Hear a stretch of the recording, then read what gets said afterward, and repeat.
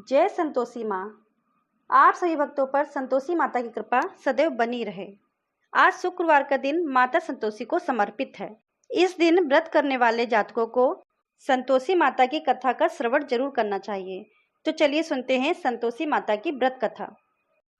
एक गांव में एक बुढ़िया रहती थी जिसके 7 बेटे थे। 6 बेटे कमाने वाले थे और एक बेटा निकम्मा था। बुढ़िया माँ 6 पुत्रों का जूठा 7वें पुत्र को देती थी। 7वां पुत्र एक दिन अपनी पत्नी से बोला, देखो मेरी माता का मुझ पर कितना प्रेम है। वह बोली, क्यों नहीं, सबका जूठा बचा हुआ तुमको खिलाती है। वह बोला, जब तक आंखों से देख नहीं लूंगा तब तक यह बात नहीं मानूंगा। तब पत्नी ने हंसकर कहा, देख लोगे तब तो मानोगे। कुछ दिन बाद एक बड़ा त्योहार आया। घर में 7 प्रकार के भोजन और चूरमा के लड्डू बने। वह पत्नी की बात को जांचने के लिए सिर दर्द का बहाना बनाकर पतला कपड़ा सिर पर ओढ़कर रसोई में जाकर सो गया और कपड़े में से सब देखता रहा। धीरे धीरे 6 भाई भोजन करने आए। उसने देखा माँ ने उनके लिए सुंदर सुंदर आसन बिछाए, 7 प्रकार की रसोई परोसी और आग्रह करके उन्हें भोजन कराती रही। वह सब देखता रहा। 6 भाई भोजन कर कर उठ गए। तब माँ ने उनकी थालियों में से जो लड्डू के टुकड़े बचे थे उनको उठाया और एक लड्डू बनाया। जूठन साफ कर माँ ने उसे पुकारा, उठ बेटा उठ, तेरे भाइयों ने भोजन कर लिया है, तू भी उठकर भोजन कर ले। उसने कहा, माँ मुझे भोजन नहीं करना है, मैं परदेश जा रहा हूँ। माता ने कहा, कल जाना है तो आज ही चला जा। वह बोला, हाँ हाँ मैं जा रहा हूँ। यह कहकर वह घर से निकल गया। चलते समय उसे पत्नी की याद आई। वह गौशाला में कंडे थाप रही थी। वहां जाकर बोला, मेरे पास तो कुछ नहीं है, यह अंगूठी है सो ले लो और अपनी कोई निशानी मुझे दे दो। वह बोली, मेरे पास क्या है, यह गोबर भरा हाथ है। यह कहकर पत्नी ने उसकी पीठ पर गोबर के हाथ की थाप मार दी। वह चल दिया। चलते चलते दूर देश में पहुंचा। वहां एक साहूकार की दुकान थी। वहां जाकर बोला, सेठ जी मुझे नौकरी पर रख लो। साहूकार को नौकर की सख्त जरूरत थी। साहूकार ने कहा, काम देखकर तनख्वाह मिलेगी। उसने कहा, सेठ जी जैसा आप समझे वैसा करें। उसे साहूकार की यहाँ नौकरी मिल गई। वह वहां पे दिन रात काम करने लगा। कुछ दिन बाद दुकान का लेन देन, हिसाब किताब, ग्राहकों को माल बेचना, सारा काम करने लगा। साहूकार के पहले से 7-8 नौकर थे। वे सब चक्कर खाने लगे, लेकिन उसने अपनी लगन, परिश्रम और ईमानदारी से सभी को पीछे छोड़ दिया। उसे अपने किए का फल मिला। सेठ ने भी उसका काम देखा और 3 महीने में ही उसे मुनाफे में साझीदार बना लिया। परिश्रम करते करते 12 वर्ष में ही वह नगर का नामी सेठ बन गया और सेठ अपना सारा कारोबार छोड़कर बाहर चला गया। इधर उसकी पत्नी पर क्या बीती वह भी सुने। सास ससुर उसे दुख देने लगे। गृहस्थी का सारा काम करवाकर उसे लकड़ी लेने जंगल में भेजते। इसी बीच घर की रोटियों के आटे से जो भूसी निकलती उसकी रोटी बनाकर रख दी जाती और फूटे नारियल की नरेली में पानी दे दिया जाता। इस तरह दिन बीत रहे थे। एक दिन जब वह जंगल में लकड़ी लेने जा रही थी तब उसे रास्ते में बहुत सी स्त्रियां संतोषी माता का व्रत करते दिखाई दी। वह वहां पर खड़ी होकर पूछने लगी, बहनों ये तुम किस देवता या देवी का व्रत करती हो और इसके करने से क्या फल मिलता है? इस व्रत के करने की क्या विधि है? यदि तुम अपने इस व्रत का विधान मुझे समझा दोगी तो मैं तुम्हारा बड़ा एहसान मानूंगी। उनमें से एक स्त्री बोली, सुनो यह संतोषी माता का व्रत है। इसके करने से निर्धनता, दरिद्रता का नाश होता है, लक्ष्मी आती है, मन की चिंताएं दूर होती हैं, मन को प्रसन्नता मिलती है और शांति मिलती है। जिसके पुत्र न हो उसको पुत्र मिलता है। प्रीतम बाहर गया है तो वह शीघ्र लौट आता है। कुंवारी कन्याओं को मनपसंद वर मिलता है। चलता मुकदमा खत्म हो जाता है। कलह कलेश की निवृत्ति हो जाती है। मुख शांति हो जाती है। घर में धन और जायदाद का लाभ होता है तथा और भी मन में जो कुछ कामना होती है सब संतोषी माता की कृपा से पूरी हो जाती है। इसमें तनिक भी संदेह नहीं है।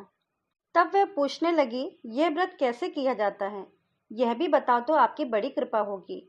वह स्त्री कहने लगी, बिना परेशानी, श्रद्धा और प्रेम से जितना भी बन सके प्रसाद लेना।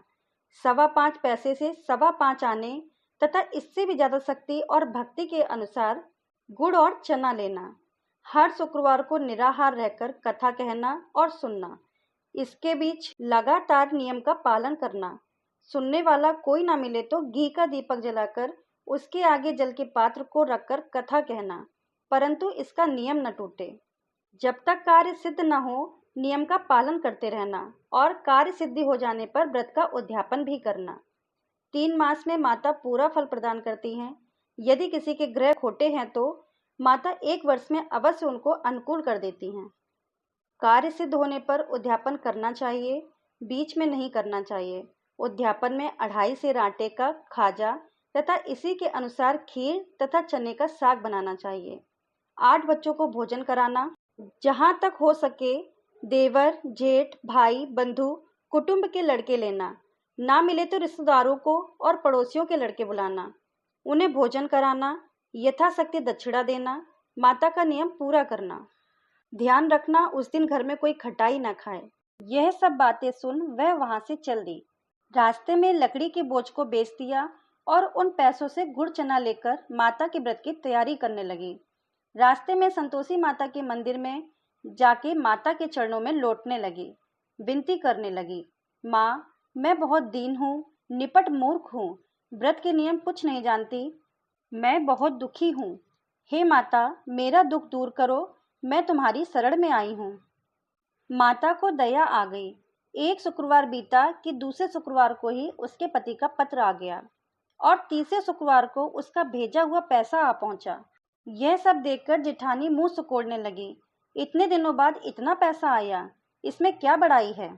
जेठानी के लड़के उन्हें ताने देने लगे कि काकी के पास अब पत्र आने लगे, रुपए आने लगा, अब तो काकी की खातिर बढ़ेगी, अब तो काकी बुलाने से भी नहीं बोलेगी। बेचारी सरलता से कहती, भैया पत्र आया है, रुपया आए तो हम सबके लिए अच्छा है। ऐसा कहकर आंखों में आंसू भरकर संतोषी माता के मंदिर में मातेश्वरी के चरणों में गिरकर रोने लगी। माँ मैंने तुझसे पैसा नहीं मांगा, मुझे पैसे से क्या काम, मुझे तो अपने सुहाग से काम है। मैं तो अपने स्वामी के दर्शन करना चाहती हूँ और उनकी सेवा मांगती हूँ। तब माता ने प्रसन्न होकर कहा, जा बेटी तेरा स्वामी जल्दी ही आएगा। यह सुन खुशी से बावली होकर वह घर जाकर आराम करने लगी।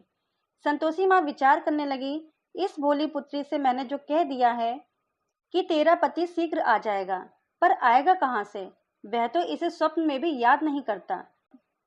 उसे इसकी याद दिलाने तो मुझे ही जाना पड़ेगा। संतोषी माता ने उस बुढ़िया के बेटे को स्वप्न में समझाया, पुत्र तेरी घरवाली कष्ट उठा रही है। वह बोला, हाँ माता यह तो मुझे भी मालूम है, परंतु क्या करूं, वहां कैसे जाऊं। परदेश की बात है, लेन देन का सारा हिसाब किताब है, कोई जाने का रास्ता नजर नहीं आता। आप ही कोई राह दिखाएं कि मैं वहां कैसे जाऊं। माँ कहने लगी, सवेरे नहा धोकर संतोषी माता का नाम ले, घी का दीपक जलाकर दंडवत कर और दुकान पर जाकर बैठ जा। देखते ही देखते तेरा लेन देन चुक जाएगा, जमा माल बिक जाएगा, सांझ होते होते धन का ढेर लग जाएगा। वह अगले दिन सुबह बहुत जल्दी उठा। उसने अपने मित्र बंधुओं परिचितों से स्वप्न में माता द्वारा कही हुई बात को सुनाई। वे सब उसकी बात सुनकर उसकी खिल्ली उड़ाने लगे। वे कहने लगे कि कहीं सपने की बात भी सच्ची होती है। एक बूढ़ा व्यक्ति बहुत समझदार था। वह बोला, देखो भाई मेरी बात मानो, इस तरह सांच या झूठ कहने के बदले देवी देवता जैसा कहते हैं वैसा करना चाहिए। तेरा क्या जाता है। बूढ़े की बात मानकर नहा धोकर उसने संतोषी माता को प्रणाम किया, फिर घी का दीपक जलाकर दुकान पर जा बैठा। शाम तक धन का ढेर लग गया। वह हैरान हुआ, मन में संतोषी माता का नाम ले प्रसन्न हो घर जाने के वास्ते गहना, कपड़ा व सामान खरीदने लगा। सब काम निपटाकर वह अपने घर को रवाना हुआ। उधर उसकी पत्नी जंगल में लकड़ी लेने गई। लौटते वक्त थक जाने के कारण संतोषी माता के मंदिर पर जाकर विश्राम करने बैठ गई। यह तो उसका रोज रुकने का स्थान था। धूल उड़ती देख उसने माता से पूछा, हे माता ये धूल कैसी उड़ रही है। माँ ने कहा, हे पुत्री तेरा पति आ रहा है।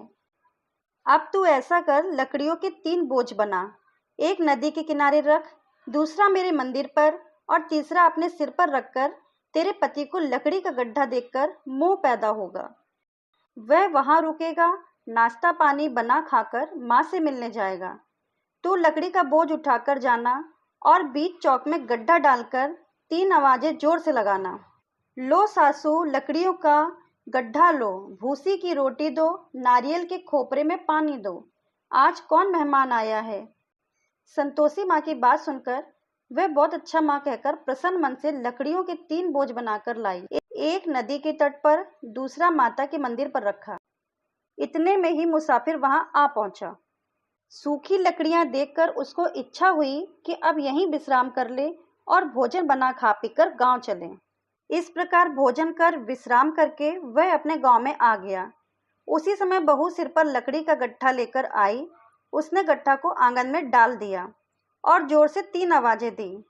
लो सासू जी लकड़ी का गट्ठा ले लो, भूसी की रोटी दे दो, नारियल के खोपर में पानी दे दो, आज कौन मेहमान आया है। यह सुनकर सास ने अपने दिए हुए कष्टों को भुलाने के लिए कहा, बहू तू ऐसा क्यों कहती है, तेरा मालिक ही तो आया है। बैठ, मीठा भात खाकर कपड़े गहने पहन। पत्नी की आवाज सुनकर उसका स्वामी बाहर आया और उसके हाथ में पहनी अंगूठी देखकर व्याकुल हो गया। उसने माँ से पूछा, माँ यह कौन है। माँ बोली, तेरी पत्नी है। आज 12 वर्ष हो गए हैं, जब से तू गया है तब से सारे गांव में जानवर की तरह भटकती फिरती है, कुछ भी काम काज नहीं करती, 4 समय आकर खाती जाती है। अब मुझे देखकर भूसी की रोटी और नारियल के खापरे में पानी मांगती है। वह बोला, माँ मैंने इसे भी देखा है और तुम्हें भी देखा है, मुझे दूसरे घर की चाबी दे दो, मैं उसी में रहूंगा। ठीक है बेटा, जैसी तेरी मर्जी। यह कहकर माँ ने चाबी का गुच्छा बेटे के सामने रख दिया। उसने दूसरे घर को खोलकर सारा सामान जमाया। एक ही दिन में वहां राजा के महल जैसा ठाट बाट बन गया। अब क्या था, वह सुख भोगने लगी। अगला शुक्रवार उसने पति से कहा, मुझे संतोषी माता का उद्यापन करना है। पति बोला, बहुत अच्छा, खुशी से कर लो। वह उद्यापन की तैयारी करने लगी। जेठ के लड़कों को भोजन के लिए कहने लगी। उन्होंने मंजूर किया, परंतु पीछे से जेठानी ने अपने बच्चों को सिखलाया कि भोजन के समय सब लोग खटाई मांगना, जिससे उसका उद्यापन पूरा नहीं होगा। लड़के भोजन करने आए, पेट भरकर खीर खाई, परंतु बात याद आते ही कहने लगे कि हमें कुछ खटाई खाने को दो, खीर खाना हमें अच्छा नहीं लगता, देखकर अरुचि होती है। लड़के उठ खड़े हुए, बोले पैसा लाओ। भोली बहू कुछ नहीं जानती थी, उन्होंने उन्हें पैसे दे दिए। लड़कों ने बाजार जाकर उन पैसों से इमली खरीद कर खाई। यह देखकर बहू पर माता जी का कोप हो गया। राजा के दूत उसके पति को पकड़कर ले गए। जब जेल की रोटी खाएगा तब उसे सब मालूम हो जाएगा। बहू से यह वचन सहन नहीं हुए। वह संतोषी माता के मंदिर में गई और कहने लगी, माता तुमने ये क्या किया, हंसाकर क्यों रुलाने लगी हो। माता बोली, पुत्री तूने मेरा व्रत भंग किया है, इतनी जल्दी सब बातें भुला दी। वह बोली, माता भूली तो नहीं हूँ, न ही कुछ अपराध किया है, मुझे तो लड़कों ने भूल डाल दिया, मुझे क्षमा करो माँ। माँ बोली, ऐसी भूल भी कहीं होती है। तब बहू बोली कि अब कोई भूल नहीं होगी, अब बताओ मेरे पति कैसे आएंगे। तब माँ बोली, पुत्री जा, तेरा पति तुझे रास्ते में ही आता मिलेगा।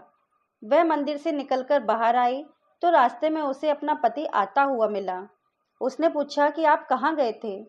तब वह बोला, इतना धन जो कमाया है उसका कर राजा ने मांगा था, वह भरने गया था।